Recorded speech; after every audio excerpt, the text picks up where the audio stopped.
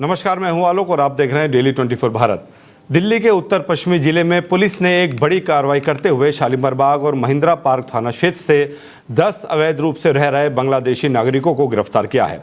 इनमें सभी ट्रांसजेंडर व्यक्ति हैं जो बिना किसी वैध दस्तावेज के भारत में रह रहे थे। विदेशी शाखा की टीम ने 3 अलग अलग ऑपरेशनों में ये गिरफ्तारी की है, जिनमें से 8 शालीमार बाग के हैदरपुर मेट्रो स्टेशन के पास और 2 महिंद्रा पार्क की नई सब्जी मंडी से पकड़े गए हैं। पुलिस को इनकी संदिग्ध गतिविधियों की सूचना पहले से मिली थी, जिसके बाद टीम ने इलाके में लगातार निगरानी की और छापेमारी की। शुरुआती पूछताछ में सभी ने खुद को भारतीय बताया, लेकिन जब मोबाइल, सोशल मीडिया और डिजिटल डेटा की जांच की गई तो इनके बांग्लादेशी से गहरे संबंध सामने आए। पूछताछ में इन्होंने खुद को बांग्लादेशी नागरिक मानते हुए बांग्लादेशी राष्ट्रीय पहचान पत्र भी दिखाए। इनके पास से 7 स्मार्टफोन और 10 बांग्लादेशी पहचान पत्र बरामद हुए हैं। खास बात यह रही कि सभी ने पहचान छिपाने के लिए जेंडर अफ्रीम सर्जरी कराई थी और भारी मेकअप, महिला कपड़े और हाव भाव अपनाकर खुद को महिला के रूप में पेश कर रहे थे। इनके फ़ोन में प्रतिबंधित IMO ऐप भी मिला है। सभी के खिलाफ विदेशी अधिनियम 1986 और अन्य अप्रवासन कानूनों के तहत केस दर्ज कर लिया गया है और अब FRRO के साथ मिलकर इनकी डिपोर्टेशन की प्रक्रिया चलाई जा रही है। दिल्ली पुलिस ने इस कार्रवाई को अपनी टेक्नोलॉजी बेस्ड पुलिसिंग और साइबर इंटेलिजेंस की एक बड़ी सफलता बताया है और साफ किया है कि अवैध रूप से राजधानी में रह रहे किसी भी विदेशी को बख्शा नहीं जाएगा। राजधानी दिल्ली में नशे के खिलाफ चल रही मुहिम को एक बड़ी कामयाबी मिली है। साउथ डिस्ट्रिक्ट की अंबेडकर नगर थाना पुलिस ने गांजे की तस्करी के मामले में 2 और आरोपियों को गिरफ्तार किया है, जिनके पास से 15 किलो 422 ग्राम गांजा बरामद हुआ है। इससे पहले इसी केस में 3 और तस्कर प्रमोद कुमार, संजय चतुर्वेदी और अनित सोम को 37 किलो 790 ग्राम गांजे के साथ पकड़ा जा चुका है। अब तक कुल 5 तस्कर सलाखों के पीछे पहुंच चुके हैं और बरामद गांजे की कुल मात्रा 53 किलो से ज़्यादा हो चुकी है। पुलिस की जांच में खुलासा हुआ कि यह गांजा राजस्थान से लाया जा रहा था। तकनीकी निगरानी और पूछताछ के बाद पुलिस ने जयपुर के नरेंद्र कुमार को पकड़ा, जिसके पास से 2 किलो से ज़्यादा गांजा मिला। उसकी निशानदेही पर उदयपुर निवासी राकेश बंजारा को गिरफ्तार किया गया है, जिसके पास से 13 किलो से ज़्यादा गांजा और एक कार बरामद हुई है। पुलिस का कहना है कि आरोपी राजस्थान के मंडवा हिल्स इलाके से गांजा इकट्ठा करते थे, जहां यह प्राकृतिक रूप से उगता था, फिर इसे निजी गाड़ियों के जरिए दिल्ली NCR में सप्लाई किया जाता था। अब तक की कार्रवाई में 2 कारें और एक बाइक भी जब्त की जा चुकी है। पुलिस का कहना है कि उनका मकसद नशे के इस नेटवर्क को पूरी तरीके से खत्म करना है और कार्रवाई आगे भी जारी रहेगी। दिल्ली के जंगपुरा इलाके में मई 2024 में हुए डकैती और हत्या के एक सनसनीखेज मामले में वांछित 1 लाख रुपए के इनामी बदमाश भीम जोरा को पुलिस ने एनकाउंटर में मार गिराया है। यह कार्रवाई 6 और 7 अक्टूबर के बीच की गई, जब पुलिस को गुप्त सूचना मिली कि भीम जोरा दिल्ली गुड़गांव बॉर्डर के पास मौजूद है। इसके साथ दक्षिणी पूर्वी जिले के DCP हेमंत तिवारी के नेतृत्व में एक संयुक्त टीम बनाई गई, जिसमें स्पेशल स्टाफ प्रभारी इंस्पेक्टर राजेंद्र सिंह डागर और गुड़गांव अपराध शाखा के इंस्पेक्टर नरेंद्र शर्मा भी शामिल थे। जैसे ही पुलिस टीम ने उसे रोकने की कोशिश की, बदमाश ने पुलिस पर 6 राउंड फायर कर दिए, लेकिन पुलिस ने भी जवाबी फायरिंग की और मुठभेड़ में उसे ढेर कर दिया। पुलिस के मुताबिक भीम जोरा वहीं शातिर अपराधी है जिसने मई में डॉक्टर पाल के घर में सशस्त्र डकैती की थी और उनकी हत्या कर दी थी। उसके बाद से वो फरार था और उस पर 1 लाख रुपए का इनाम घोषित कर दिया गया था। फिलहाल पुलिस बाकी सहयोगियों की तलाश में जुटी है और आपको बता दें, पुलिस की बड़ी कामयाबी है और पुलिस ने इस मुठभेड़ में पुलिस ने मार गिराया है। और आपको बता दें, दिल्ली गुड़गांव बॉर्डर पर ये देर रात ही मुठभेड़ हुई थी। 1 लाख का इनामी बदमाश पुलिस में एनकाउंटर में ढेर। आपको बड़ी खबर, पुलिस की बड़ी सफलता। दिल्ली पुलिस ने डॉक्टर पाल हत्याकांड में फरार भीम जोरा को मार गिराया है। जंगपुरा डकैती हत्या केस में मुख्य आरोपी मारा जा चुका है। बड़ी खबर आपको बता दें, दिल्ली पुलिस की बड़ी कामयाबी। और आपको बता दें, 1 लाख का इनामी था ये, जिसको पुलिस ने एनकाउंटर में मार गिराया है। और इसी के साथ आपको बता दें, डॉक्टर पाल हत्याकांड में ये वांछित था। बड़ी कामयाबी दिल्ली पुलिस की। हमारे साथ इस खबर पे जुड़ रहे हैं हमारे संवाददाता गुलजार। गुलजार, क्या कुछ खबर है, कैसे सूचना मिली पुलिस को और ये कैसे पकड़ा गया और मारा भी गया? जी गुलजार, आवाज आ रही है आपको? थोड़ा नेटवर्क में आइए गुलजार। आपकी आवाज़ साफ नहीं आ रही है। गुलजार, आवाज़ आ रही है आपको मेरी? जी आ रही है।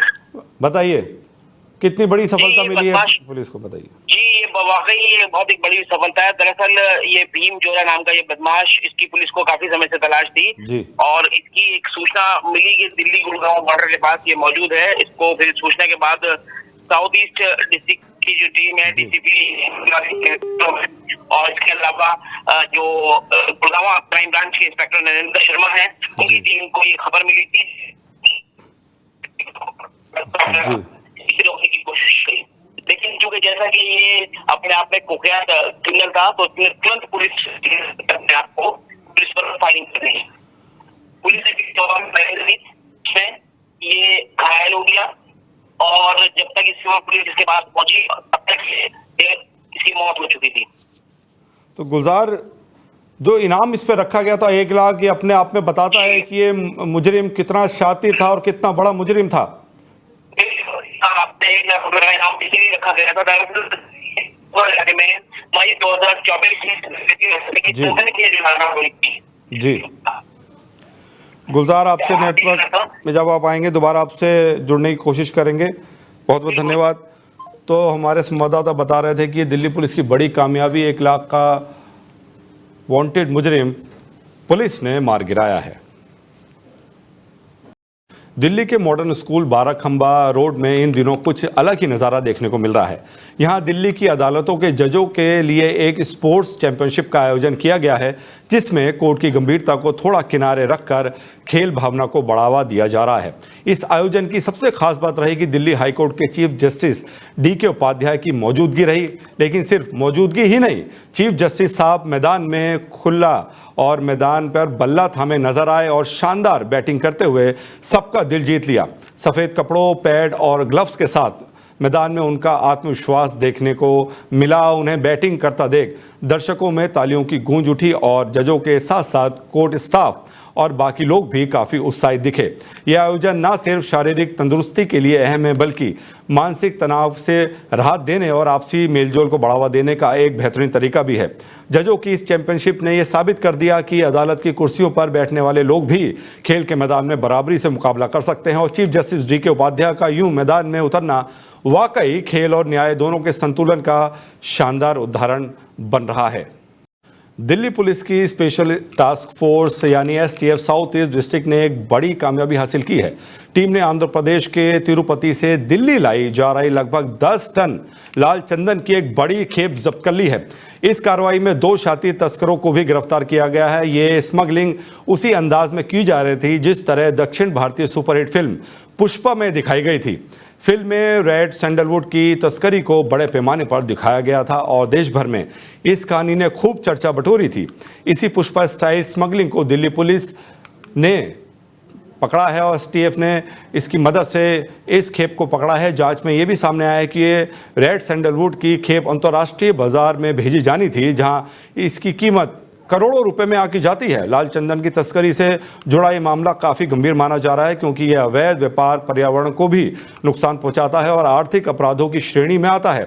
STF के DCP हेमंत तिवारी ने बताया कि इस तस्करी के पीछे एक बड़ा नेटवर्क है और टीम इस पूरे मामले की गहराई से जांच कर रही है। कामयाबी दिल्ली पुलिस की पुष्पा फिल्म की स्टाइल में ये लाल चंदन की तस्करी की जा रही थी, लेकिन पुलिस ने पकड़ के पुलिस को बड़ी कामयाबी मिली है। इस मुद्दे पर हमारे पास जुड़ रहे हैं हमारे संवाददाता वसीम। पुष्पा स्टाइल में ये स्मगलिंग की जा रही थी, तो आप ये बताइए कि क्या ये लोग पुष्पा फिल्म से प्रेरित थे? जी बिल्कुल। जो फिल्में होती हैं, कहा जाता है कि वो समाज का आईना होती हैं, और जिस तरीके से इन लोगों ने पुष्पा मूवी देखकर उसी तरीके के क्राइम को या कहीं स्मगलिंग को करने का जो पैंतरा सोचा, वो अपने आप में एक अनोखा था। मैं आपको बताना चाहता हूँ कि जो तुगलकाबाद गांव का एरिया है, वहां पर इन लोगों का गोदाम था और उस गोदाम में STF की टीम, जो साउथ ईस्ट डिस्ट्रिक्ट की जो STF की टीम है, उसने छापा मारा और तकरीबन वहां से 100 किलो इनका जो लाल चंदन है वो पकड़ा गया। और उसके साथ ही साथ उस लाल चंदन की जो कीमत बताई जा रही है मार्केट में वो 6 करोड़ है। और ये लोग उसकी सप्लाई एशियन कंट्रीज में देते थे, जापान में, चाइना में और साउथ कोरिया वगैरह में इनकी जो सप्लाई जाती थी। इतनी सख्ती के बावजूद वसीम, लाल चंदन को इतनी बड़ी तादाद में स्मगल किया जाता है, इससे पर्यावरण को भी खतरा है और लाल चंदन की कमी भी होती जा रही है।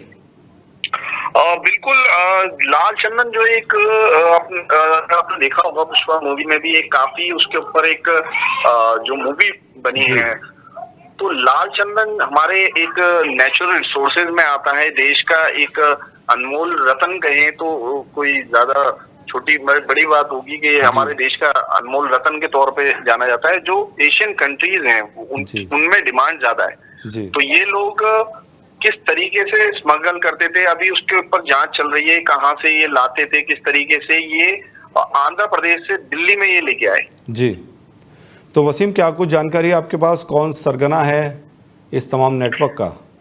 इनमें अभी दो लोगों को गिरफ्तार किया है, जो कि एक हैदराबाद का है और एक शख्स नवी मुंबई का है। अभी इन दोनों से पूछताछ जारी है और इसके पीछे भी कितने लोग इसमें इन्वॉल्व हैं वो भी अभी पुलिस उसकी तहकीकात कर रही है, क्योंकि ये कोई एक छोटा नेटवर्क नहीं है, ये बहुत बड़ा नेटवर्क है जिसको पुलिस हर एंगल से, हर पहलू से उसकी जांच कर रही है। वसीम, बहुत बहुत धन्यवाद हमसे जुड़ने के लिए, तमाम जानकारी साझा करने के लिए। तो आपको बता दें, लाल चंदन को बड़ी मात्रा में पकड़ा गया है, पुलिस की बड़ी कामयाबी। इस बुलेटिन में इतना ही। अपना ख्याल रखिए और देखते रहिए डेली 24 भारत। नमस्कार। सत्ता की हर चाल पर हमारी नजर, जनता की आवाज सबसे पहले, सच की पड़ताल करेंगे हम। क्या छपा क्या छिपा, राजनीति के खेल का पर्दाफाश, जहां राजनीति को परखा जाता है जनता की कसौटी। राष्ट्रहित है हमारी प्राथमिकता, जहां बॉलीवुड की चमक भी सच्चाई से टकराती है। डेली 24 भारत पर।